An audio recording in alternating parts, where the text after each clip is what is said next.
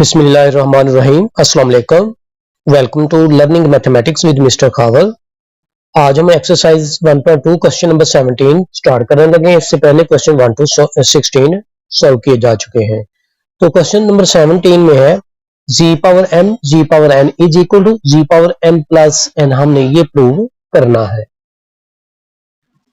Late g is equal r into cos theta plus iota sine theta. ये एक जी complex number है, ये उसकी पोलर फॉर्म में लिखा है इसको। चूंकि हमने G power m find out करना है, इसलिए taking power m on both sides, then g power m will be equal to r into cos of theta plus iota sin theta whole power m। g power m इसको हम यूं लिख सकते हैं r power m into cos theta plus iota sine theta whole power m। इस value पे de Moivre theorem apply करेंगे तो फिर ये बन जाएगा G power m is equal to r power m into cos m theta plus iota sine m theta. ये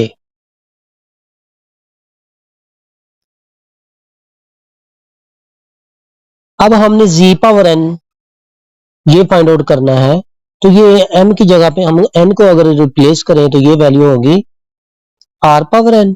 ये इसको m लिखेंगे और ये होगा r power n cos n theta plus iota sine n theta इसके इक्वल है।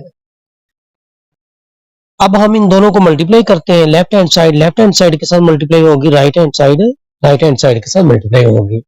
Multiplying then we get z power m is equal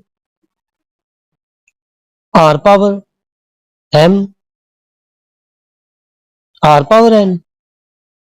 ये है cos m theta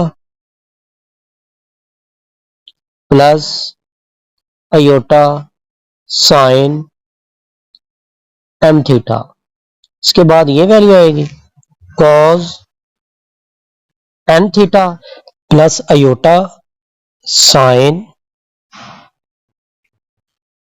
n theta. ये हो जाएगा r power m plus n। Same values multiply होती हैं जब, तो उनकी पावर्स को ऐड किया जाता है। अब हम इन दोनों वैल्यूज को मल्टीप्लाई करते हैं। cos m थीटा को हम इस सब वैल्यूज के साथ मल्टीप्लाई करते हैं तो ये आएगा cos n थीटा। अब हम cos m थीटा को इसके साथ मल्टीप्लाई करते हैं तो यूं लिखेंगे iota sine n theta cos m theta.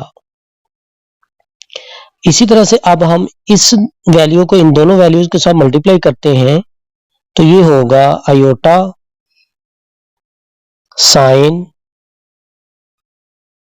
m theta cos n theta.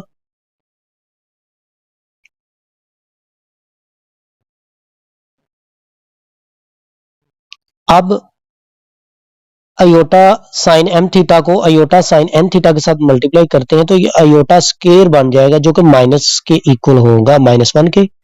तो ये हो जाएगा sine m theta sine n theta sine m theta sine n theta. ये वैल्यूज आएंगी।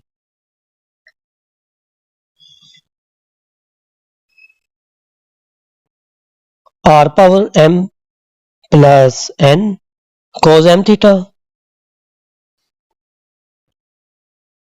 Cause n theta. ये वैल्यू इसके साथ यहां पे लिखते हैं, आयोटा वाली वैल्यूज हम सेपरेट करेंगे तो ये हो जाएगा minus sine m theta sine n theta. ये अब हम आयोटा कॉमन ले लेते हैं। आयोटा वाली वैल्यूज क्या है हमारे पास, sine n theta sine n theta cos n theta plus ये हो जाएगा sine m theta cos n theta.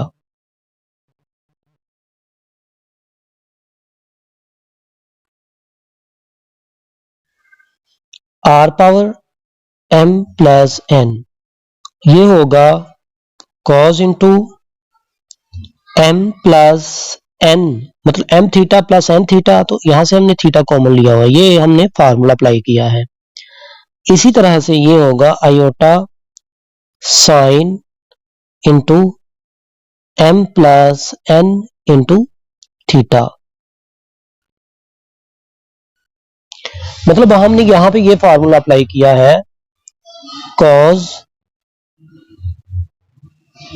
Alpha plus beta is equal to cos alpha cos of beta minus sine alpha sine of beta, इसके equal है। इसी तरह से ये sine into alpha plus beta जो होता है sine alpha cos of beta plus cos alpha sine of beta, ये दो फार्मूले हमने इन दोनों वैल्यूज के ऊपर अप्लाई किए हैं, तब ये इसका रिजल्ट बना है। अब यहां पे हम इन वैल्यूज के ऊपर डी मॉर्गन थ्योरम अप्लाई करेंगे तो m प्लस एन जो होगा वो पावर में बन जाएगा, जो कि एंगल के साथ लिखा है, मतलब z पावर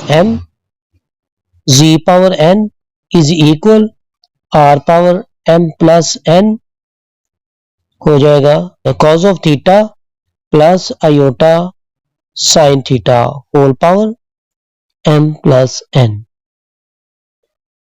तो ये सारी वैल्यू m प्लस एन बन जाएगी because power is same, so r into cos of theta plus iota sine of theta whole power m plus n। तो ये वैल्यू हमने z के इक्वल कंसीडर की हुई है, इसलिए यहां पे z लिखेंगे, मतलब z power n is equal to z power m plus n, यही हमने प्रूव करना था। अब हम क्वेश्चन नंबर 17 इसका पार्ट नंबर 2 सॉल्व करने लगे हैं, जो कि z power m whole power n is equal to z power m n, हमने ये प्रूव करना है। अगेन लेट करेंगे बिकॉज हमने क्वेश्चन 17 के पार्ट 1 में भी ये लेट किया था, z is equal r into cos theta plus iota sine theta, इसके इक्वल है। Taking power m, z power m will be equal to r power m cos theta plus iota sine theta whole power m। z power m is equal r power m, तो ये बन जाएगा cos m theta plus iota sine m theta according to de Morgan theorem. Again taking power n on both sides, then we get z power m whole power n, तो ये बन जाएगा r power m n into cos m theta plus iota sine m theta whole power n, z power m whole power n is equal r power m n. यहां पे भी again de Moivre theorem apply करेंगे तो यू लिखेंगे cos m n theta plus iota sine m n theta.